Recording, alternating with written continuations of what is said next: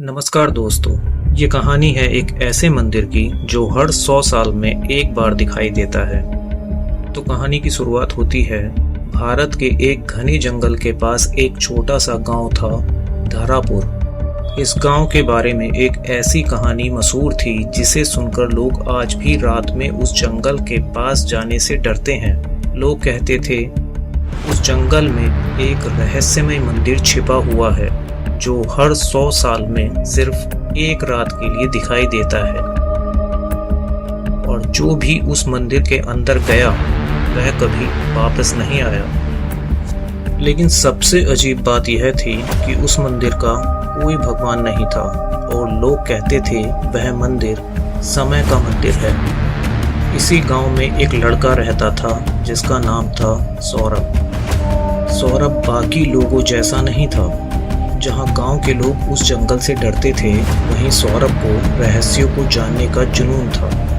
बचपन से ही सौरभ बुजुर्गों से उस मंदिर की कहानी सुनता था। एक दिन उसने गांव के सबसे बुजुर्ग व्यक्ति दादाजी हरिराम से पूछा, दादाजी क्या वह मंदिर सच में है? दादाजी कुछ देर चुप रहे, फिर धीरे से बोले, हाँ वह मंदिर है, और मैंने उसे अपनी आंखों से देखा है। सौरभ हैरान रह गया और उसने पूछा, फिर आप अंदर क्यों नहीं गए? दादाजी की आंखों में डर साफ दिखाई दे रहा था। उन्होंने कहा, क्योंकि जो अंदर जाता है वह भविष्य देख लेता है, और हर इंसान अपने भविष्य की सच्चाई सह नहीं पाता। कुछ दिनों बाद एक अजीब घटना हुई। गांव के आसमान में अचानक अजीब रोशनी दिखाई देने लगी। हवा ठंडी हो गई और जंगल की दिशा से हल्की सुनहरी चमक आने लगी। दादाजी ने आसमान की तरफ देखा और डरकर बोले, आज वही रात है। 100 साल बाद मंदिर फिर से प्रकट होगा।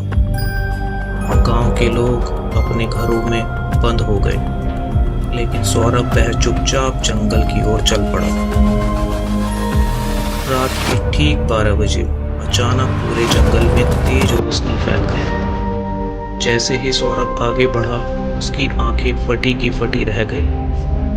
उसके सामने एक विशाल सुनहरा मंदिर खड़ा था, जिस पर हजारों साल पुरानी नक्काशी बनी हुई थी। लेकिन सबसे अजीब चीज थी, मंदिर के दरवाजे पर लिखा था एक शिलालेख। उस पर लिखा था, जो यहाँ प्रवेश करेगा वह भविष्य देख सकेगा, लेकिन वापस वही लौटेगा जो अपने सबसे बड़े डर को जीत ले। सौरभ ने गहरी सांस ली और मंदिर के अंदर चला गया। मंदिर के अंदर बिल्कुल सन्नाटा था। बीच में एक विशाल काला दर्पण रखा था। जैसे ही सौरभ उसके पास गया, अचानक दर्पण चमकने लगा और उसमें एक दृश्य दिखाई दिया। वह भविष्य था। सौरभ ने देखा, पूरी दुनिया अंधेरे में डूबी हुई है, शहर जल रहे हैं, लोग चीख रहे हैं और आसमान में एक भयानक तूफान उठ रहा है। तभी एक गूंजती हुई आवाज मंदिर में सुनाई दी, यह भविष्य है, लेकिन इसे बदला जा सकता है। सौरभ डर गया। उसने पूछा, कैसे? आवाज ने कहा, दुनिया को बचाने के लिए एक आत्मा को समय में विलीन होना होगा। सौरभ समझ गया, इसका मतलब क्या है। अगर वह यह बलिदान देगा तो वह कभी वापस नहीं लौटेगा, लेकिन अगर वह नहीं करेगा पूरी दुनिया खत्म हो जाएगी। कुछ देर तक दिल में सन्नाटा रहा। फिर सौरभ ने धीरे से कहा, अगर मेरी वजह से दुनिया बच सकती है तो मैं तैयार हूँ। अचानक मंदिर चमकने लगा, दर्पण में तेज रोशनी भर गई और सौरभ उस रोशनी में समा गया। अगले दिन सुबह गांव वाले डरते हुए जंगल की तरफ गए, लेकिन वहां न मंदिर था न कोई रोशनी। बस जमीन पर एक पत्थर पड़ा था जिस पर लिखा था, भविष्य बदल दिया गया है। दादाजी हरिराम उस पत्थर को देखकर समझ गए क्या हुआ है। उन्होंने धीरे से कहा, किसी ने दुनिया को बचा लिया। लेकिन उस दिन के बाद गांव में एक अजीब बात होने लगी। कभी कभी रात में जंगल की तरफ से एक हल्की आवाज आती है, जैसे कोई कह रहा हो, डरो मत, भविष्य सुरक्षित है।